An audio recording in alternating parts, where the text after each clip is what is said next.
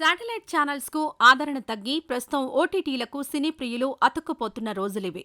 కానీ అప్పుడప్పుడు satellite channels మన దర్శకులు ఏం మిస్ అవుతున్నారో గుర్తు చేస్తూ ఉంటాయి. ఓటీటీలో వచ్చాక వీటిని చూడడం తగ్గిన మాట వాస్తవమే కానీ ఇప్పటికీ కొన్ని కోట్ల మధ్యతరగతి ఇళ్లకు కేబుల్ కనెక్షనే ప్రధాన వినోద సాధనం. అందుకే నిర్మాతలకు ఇంకా ఆదాయ వనరుగా ఉంది.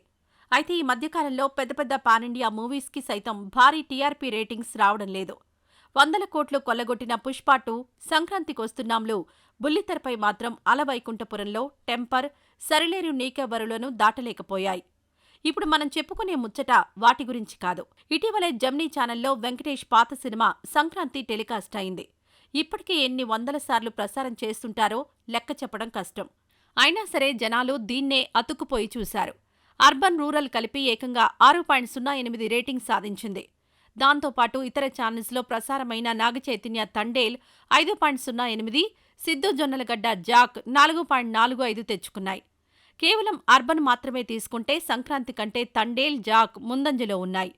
అంటే సిటీలు కాకుండా పట్టణాలు, గ్రామాల్లో సంక్రాంతిని ఎగబడి చూశారని అర్థమవుతోంది. 2005లో విడుదలైన సంక్రాంతి అప్పట్లో బ్లాక్ బస్టర్ అయింది. తమిళ మూవీ ఆనందంని 4 ఏళ్ల తర్వాత రీమేక్ చేసిన తెలుగు ప్రేక్షకులు పట్టంగట్టారు. వెంకటేష్కున్న బలమైన ఫ్యామిలీ ఫాలోయింగ్ థియేటర్లను హౌస్ఫుల్స్ చేసింది. సెంటిమెంట్, ఎమోషన్స్తో పాటు ఎస్ఏ రాజ్కుమార్ స్వరపరిచిన మంచి పాటలు, చక్కని సంభాషణలు, క్లీన్ ఎంటర్టైన్మెంట్ మళ్లీ మళ్లీ చూసే రిపీట్ వాల్యూని తీసుకొచ్చాయి. ఎలివేషన్లు, బిల్డప్లు, చీకటి ప్రపంచాలు, హీరోయిజం కథలతో మునిగి తేలుతున్న దక్షిణాదికి ఇలాంటి సినిమాలు కావాలి. అందుకే మొన్న పండక్కు సంక్రాంతికొస్తున్నాంకు కనక వర్షం కురిసింది.